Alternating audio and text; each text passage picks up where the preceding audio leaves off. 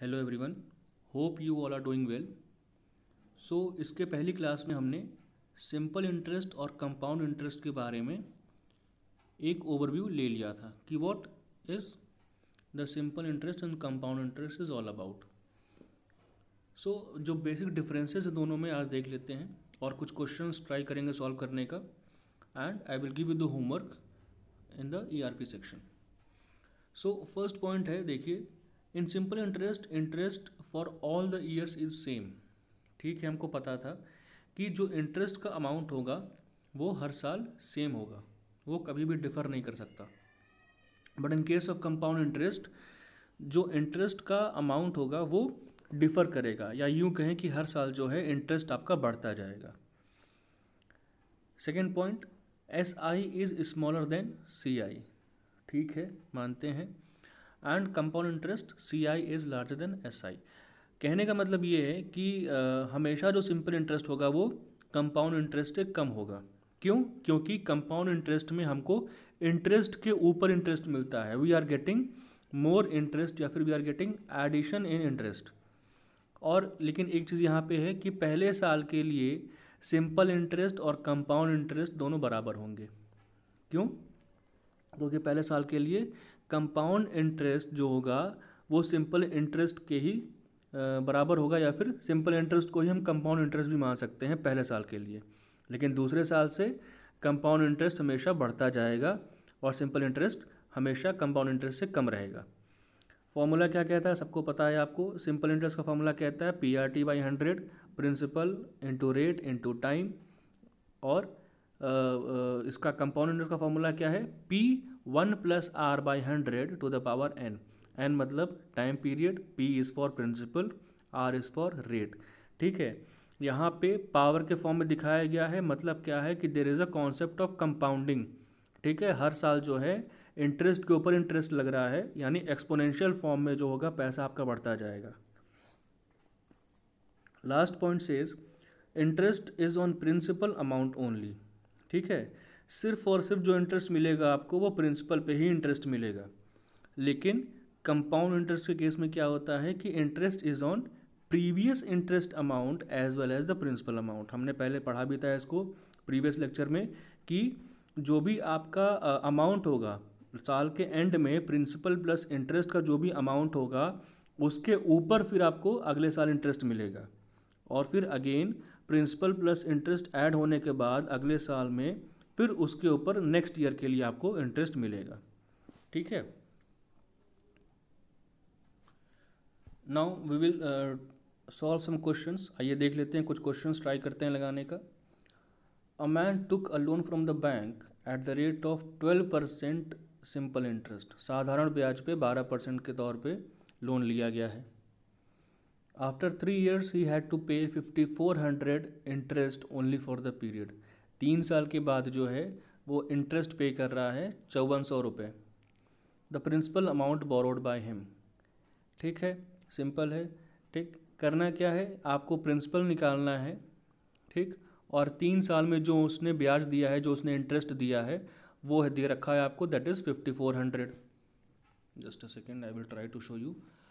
या जो ये है इंटरेस्ट अमाउंट आपका, that is the interest amount, और 12% जो है आपको रेट दे रखा है, and 3 years is your time period. ठीक, सो अगर आगे देखा जाए तो there is you have to find out the principal. ठीक है, सिंपली निकाल सकते हैं। कैसे कर सकते हैं, I multiplied by 100 upon P into R is given, so R। ठीक है, कोई भी अगर एक चीज़ मिसिंग हो तो हम इस तरीके से उसको निकाल सकते हैं। इंटरेस्ट आपको दे रखा है 5400 multiplied by R multiplied by 100 upon principal आपको नहीं पता है। जस्ट अ सेकेंड, यहाँ पे प्रिंसिपल आपको नहीं पता है, सो यू जस्ट, ये आपको टाइम पता है यहाँ पे, सो you can just write down here time into rate. ठीक है, सो टाइम दे रखा है 3 साल का और रेट दे रखा है 12 साल का। ठीक, सो you can calculate. In the next slide it is given the principal amount will be 15,000. The principal amount will be 15,000। Again देखिए वही कर रखा है जो आपका इंटरेस्ट था, interest is multiplied by 100 upon T into R. Time आपको दे रखा था 3 साल का और रेट दे रखा था 12% का। This will give you 15,000 as the answer.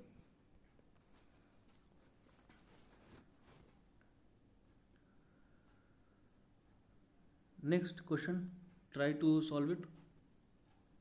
How much time will it take for an amount of rupees 450 to yield 81 as the interest at 4.5% per annum of simple interest। ठीक है, क्वेश्चन समझो क्या कह रहा है। यहाँ पे निकालना है क्या, टाइम, समय निकालना है आपको। टाइम पूछा है आपसे यहाँ पे टाइम पूछा है और अमाउंट भी आपको दे रखा है for an amount of 450, interest दे रखा है 81 रुपीज़ और रेट ऑफ इंटरेस्ट दे रखा है 4.5%, 4.5%। ठीक है, रेट ऑफ इंटरेस्ट दे रखा है 4.5%। So again there should not be any problem. एक चीज़ मिसिंग है, जो चीज़ मिसिंग है उसको अलग कर दो। टाइम मिसिंग है, time will be equal to क्या हो जाएगा, आई मल्टीप्लाइड बाय 100 अपॉन पी इंटू आर रेट। ठीक है, कर लेंगे, कैसे करेंगे, I will try to show you, just wait. या सो इंटरेस्ट आपके पास दे रखा था, that was 81 rupees multiplied by 100। Principal आपको दिया था 450 rupees and rate of interest is 4.5%। जब इसको कैलकुलेट करोगे your answer will be 4 years. You will get the answer of 4 years. ठीक है, आप चाहें तो लेक्चर देखते वक्त इसको पॉज करके क्वेश्चन सॉल्व कर सकते हैं आराम से, then you can recheck the answer.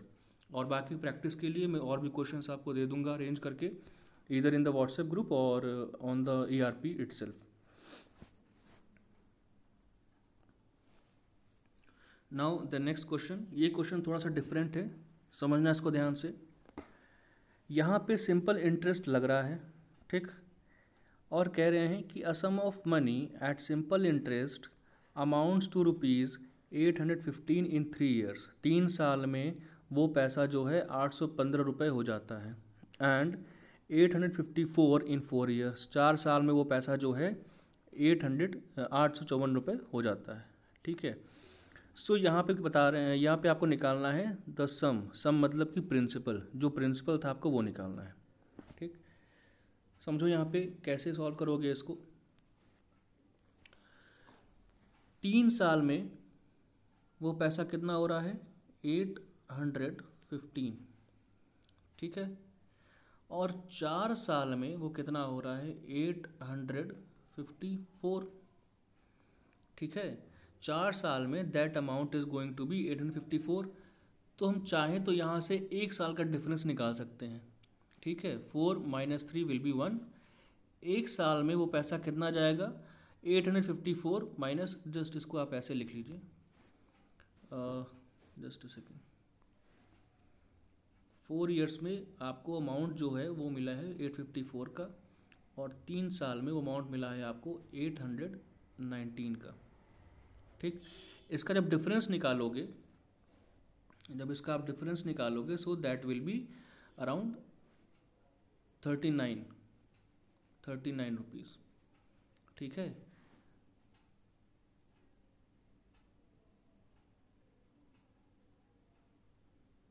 Just a second, there is some mistake I think, just a second. Oh, it's 815। Okay, ठीक, यहाँ पे 815 है। या so 815 will be your amount in 3 years.